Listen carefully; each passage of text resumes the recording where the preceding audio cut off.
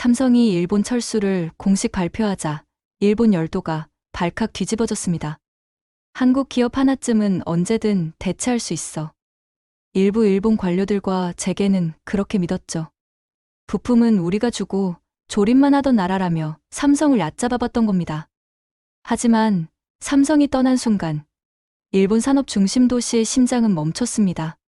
수십만 개의 일자리, 수조엔 규모의 지역 경제, 그리고 도시는 걷잡을 수 없는 침묵에 빠졌습니다. 왜 삼성은 일본을 떠났을까요? 무슨 일이 있었기에 세계 최고 기술 기업이 이토록 조용히, 그러나 단호하게 등을 돌렸던 걸까요? 그리고 그 현장 한가운데 있었던 인물, 제가 직접 고백합니다. 우리는 한국을 너무 얕봤습니다. 지금부터 삼성을 단순 조립 공장이라 조롱하던 일본이 그 기술과 신뢰의 무게를 통감하기까지 그 충격적인 이야기 시작합니다. 영상이 마음에 드신다면 구독과 좋아요로 응원해주세요. 감사한 마음으로 이야기 시작하겠습니다. 제가 바로 그 결정을 내린 다나카입니다. 저는 도쿄도 경제기술국 부국장이었습니다. 그날 아침 비서가 급하게 달려왔어요.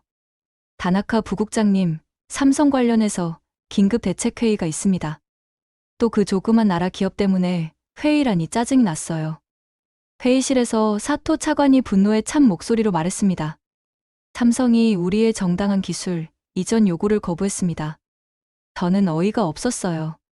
차관님, 그 조그만 반도 국가 기업이 감히 일본을 무시한다는 겁니까? 바로 그겁니다. 사토가 책상을 탁 쳤어요. 인구 5천만 소국이 1억 2천만 일본 앞에서 삼성이 뭡니까? 제가 비웃었어요. 우리 부품 가져다 조립만 하는 공장 아닙니까? 그런 조립업체가 감히 우리에게 거절을 해요.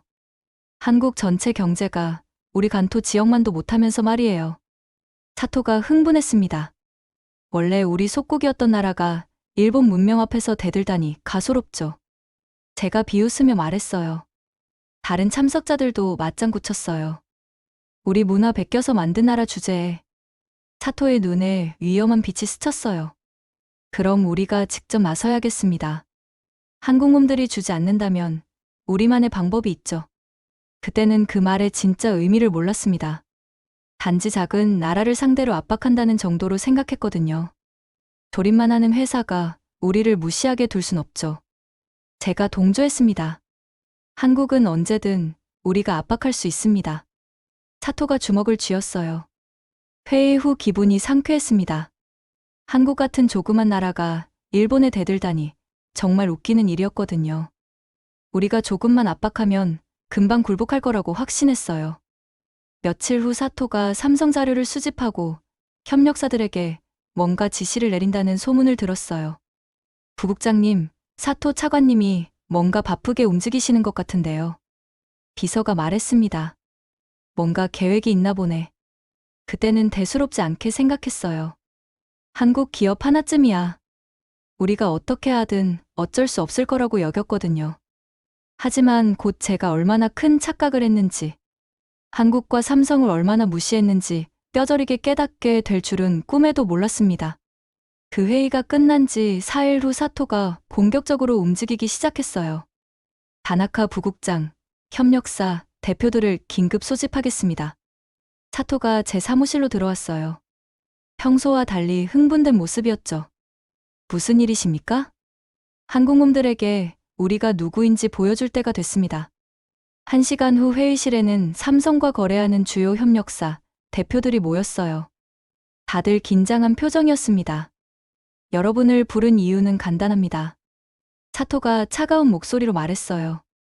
삼성이 우리를 무시하고 있으니 이제 우리 방식으로 해결해야 합니다.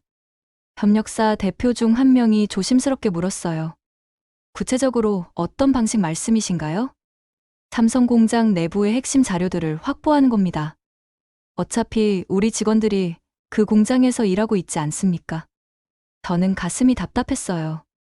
이건 명백히 선을 넘는 일이었거든요. 차관님, 그건 좀 위험한 방법 같은데요?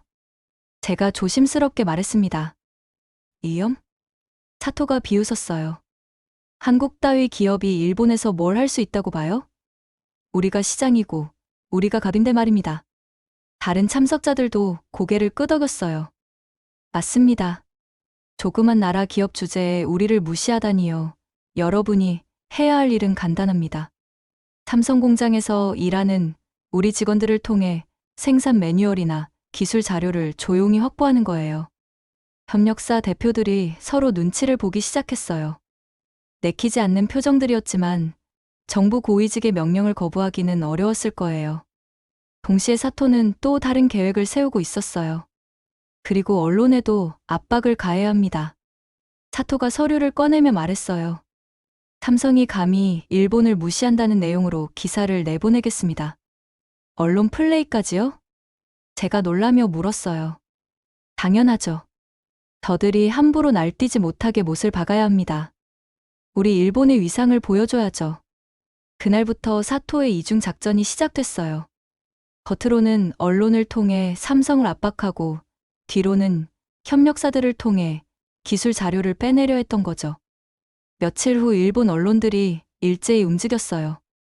삼성, 일본 파트너, 요구 일방적 거절로 갈등 확산, 전문가들. 한국 기업의 오만한 태도가 양국 관계에 악영향. 일본 없는 삼성은 상상할 수 없어. 현실을 직시해야. 언론 보도가 나가자 사토는 더욱 의기양양해졌어요. 봐요. 다나카 부국장. 이렇게 압박하면 저들이 꼬리를 내릴 겁니다. 하지만 저는 뭔가 불안했어요. 일이 너무 급하게 돌아가고 있었거든요. 일주일 후 협력사 중 한 곳에서 연락이 왔어요. 부국장님, 삼성 공장에서 일하는 우리 직원이 USB에 몇 가지 자료를 복사해 왔습니다. 사토는 그 소식을 듣자마자 달려왔어요. 드디어 성공했군요. 하지만 바로 그 다음날 상황이 급변했습니다. 삼성 일본 지사에서 연락이 온 거예요. 다나카 부국장님, 급히 만날 수 있을까요? 김 차장의 목소리는 평소와 달리 차가웠어요. 1시간 후 만난 김 차장의 얼굴은 굳어 있었습니다. 부국장님, 어제 우리 시스템에서 무단 접근이 감지됐습니다. 제 심장이 쿵쾅거렸어요. 그게 무슨 말씀이신지? 핵심 자료가 무단으로 복사됐습니다. 이건 명백한 산업 스파이 행위예요. 김 차장의 눈빛이 차가웠어요. 평소 온화하던 분이 이렇게 냉정해진 모습은 처음 봤거든요. 더욱 심각한 건 동시에 언론을 통한 압박까지 가하고 있다는 점입니다. 이건 단순한 비즈니스 갈등이 아니에요. 그 말이 제 가슴을 찔렀어요. 우리가 정말 선을 넘었구나 싶었거든요. 김 차장님, 제가 설명은 필요 없습니다. 김 차장이 일어서며 말했어요. 저희는 기술을 함께 나눌 수는 있지만 신뢰를 훔치는 자에게는 줄 수 없어요. 그 한마디가 뼈에 사무쳤습니다. 우리가 단순히 기술만 훔친 게 아니라 신뢰까지 깨뜨린 거였어요. 김 차장이 나간 후 저는 정말 막막했어요. 사토의 탐욕도 문제지만 제가 적극적으로 말리지 못한 것도 잘못이었거든요. 결국 돌이킬 수 없는 상황을 만들어버린 것 같아 괴로웠습니다. 김 차장이 떠난 그날 밤 저는 사토에게 급하게 전화를 걸었습니다. 차관님, 삼성에서 기술 유출을 다 알고 있어요. 이제라도 멈춰야 하지 않을까요? 전화기 너머로 사토의 쿨한 웃음 소리가 들렸어요. 다나카님, 너무 겁먹지 마세요. 저들이 허세 부리는 거예요.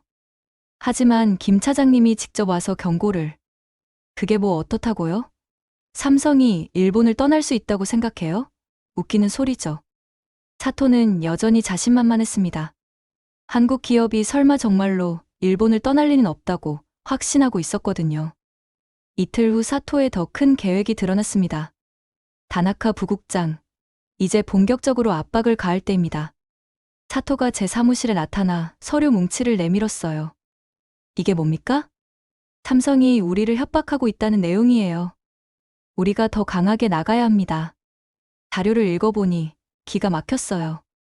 삼성의 무리한 요구와 협박, 일본은 대체 불가능한 시장, 삼성은 일본 없이 생존 불가능, 이런 자극적인 제목들이 가득했거든요. 차관님, 이미 관계가 틀어진 상황에서 이런 기사까지 내는 게 바로 그래서 더 강하게 나가야 하는 겁니다. 사토가 목소리를 높였어요. 저들이 함부로 날뛰지 못하게 확실히 못을 박아야죠. 그날 오후부터 일본 언론들이 총공세를 펼쳤어요.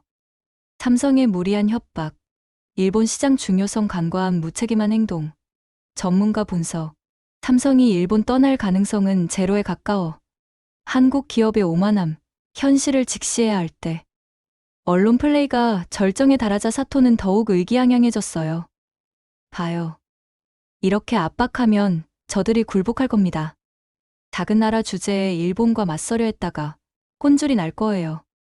하지만 제 마음은 점점 불안해졌습니다.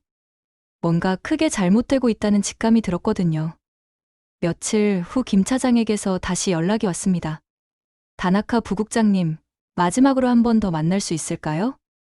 만난 김 차장의 표정은 그 어느 때보다 심각했어요. 부국장님, 솔직히 말씀드리겠습니다.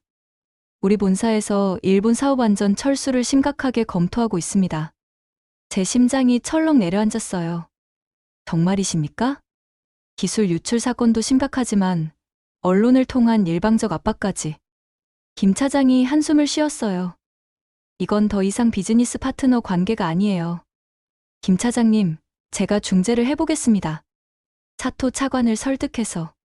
부국장님, 김 차장이 제 말을 끊었어요. 저희는 이미 베트남과 인도 공장 증설 검토에 들어갔습니다. 그 말이 머리를 강타했어요. 정말로 떠날 준비를 하고 있다는 뜻이었거든요. 지금 언론에서는 우리가 절대 못 떠날 거라고 하던데. 제가 떨리는 목소리로 말했어요. 그게 바로 문제입니다. 김 차장의 눈빛이 차가웠어요. 저희를 완전히 무시하고 계시잖아요. 마치 우리가 선택권이 없는 것처럼. 그럼 우리 지역 일자리는 어떻게 됩니까? 그건 저희가 결정할 문제가 아닙니다. 김 차장이 일어서며 말했어요. 이미 주요 협력사들에게도 상황을 설명했고 다들 대안을 준비하고 있어요. 그날 밤 저는 급하게 사토를 찾아갔어요. 차관님, 큰일 났습니다. 삼성이 정말로 철수 준비를 하고 있어요. 또 협박하는 거 아닙니까? 사토가 여전히 태연했어요. 저들이 이런 거대한 시장을 포기할 바보가 어디 있어요? 아닙니다. 이미 다른 나라 공장 증설을 검토하고 있어요. 사토의 얼굴이 처음으로 굳어졌어요. 설마, 진짜로. 차관님, 언론 플레이를 중단하고 사과해야 합니다. 사과? 사토가 버럭 소리를 질렀어요. 내가 왜 그 조그만 나라 기업에게 사과를 해야 합니까? 하지만 차관님, 가짜 뉴스입니다. 삼성이 일본을 떠날 수는 없어요. 그렇게 사토는 끝까지 현실을 인정하지 않았습니다. 하지만 그때 저는 이미 협력사들이 조용히 물류를 다른 곳으로 옮기기 시작했다는 걸 알고 있었어요. 삼성은 말이 아니라 행동으로 답하고 있었던 거였습니다. 우리가 한국을 완전히 잘못 봤구나. 그런 생각이 머릿속을 가득 채웠어요. 그 경고를 들은 지 일주일도 안 되어서였습니다. 2023년 9월 15일 오전 9시, 삼성이 폭탄 선언을 했어요. 기술 보안 우려 및 경영 리스크로 인해 일본 내 주요 생산라인 철수를 개시한다. 제 휴대폰이 미친 듯이 울렸어요. 언론 동료들, 심지어 도쿄에서까지 전화가 빗발쳤습니다. 다나카 부국장, 삼성이 정말로 철수 발표했어요. 비서가 얼굴이 하얗게 질린 채 뛰어들어왔어요. 저는 믿을 수가 없었어요. 정말로 해버린 거였습니다. 1시간 후 시청 회의실은 아수라장이 됐어요. 시장부터 시작해서 모든 부서장들이 몰려들었죠. 다나카 부국장, 이게 도대체 무슨 일입니까? 시장이 소리를 질렀어요. 그게 제가 삼성 공장에서 5만 명이 일하고 있어요. 협력업체까지 합치면 20만 명이에요. 머리가 하얗게 됐어요. 20만 명의 일자리가 하루 아침에 사라진다는 뜻이었거든요. 시장님, 아직 완전히 철수하는 건 아닐 겁니다. 일부가 아니에요. 경제국장이 떨리는 목소리로 말했어요. 주요 생산 라인이라고 했잖아요. 스마트폰, 반도체, 디스플레이 라인 전부 포함이에요. 그때 사토가 회의실로 들어왔어요. 평소 자신만만하던 얼굴이 굳어 있었죠. 차관님, 이걸 어떻게 해야 합니까? 시장이 다급하게 물었어요. 진정하세요. 아직 협상할 여지가 있을 겁니다. 사토가 말했지만 목소리에 확신이 없었어요. 하지만 현실은 냉혹했습니다. 그날 오후부터 삼성 공장에서는 생산 라인이 하나씩 멈추기 시작했어요. 부국장님, 큰일 났어요. 담당 주임이 전화로 급하게 말했어요. 삼성에서 협력 업체들에게 계약 해지 통보를 하고 있어요. 뭐라고요? 중소업체들부터 시작해서 차례대로 통보받고 있다고 해요. 다들 패닉 상태예요. 저는 급하게 차를 타고 공장 지역으로 향했어요. 평소 활기 차던 산업단지가 이상했어요. 사람들이 웅성거리며 모여있고 몇몇 공장 앞에는 트럭들이 짐을 싣고 있었죠. 삼성 공장 정문에 도착했을 때 제 눈을 믿을 수가 없었어요. 평소 24시간 돌아가던 공장이 조용했거든요. 주차장에는 차들이 절반도 안 됐고요. 다나카 부국장님, 협력업체 사장 한 분이 저를 보고 달려왔어요. 눈이 빨갛게 충혈되어 있었어요. 우리 회사 어떻게 됩니까? 삼성이 계약 해지한다는데. 진정하세요. 제가 알아보겠습니다.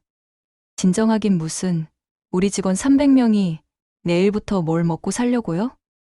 그분의 절규가 제 가슴을 찔렀어요. 이런 중소업체가 수백 개였거든요. 공장 내부로 들어가 보니 더 충격적이었어요.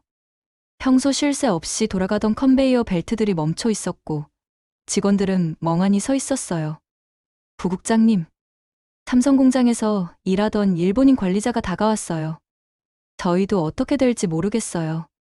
한국 본사에서 온 팀들이 계속 회의만 하고 있어요. 며칠 후 더욱 심각해졌어요. 삼성뿐만 아니라 연관 업체들까지 도미노처럼 무너지기 시작한 거예요. 부국장님, 부동산 시장이 폭락하고 있어요. 도시계획과 과장이 급하게 보고했어요. 얼마나요?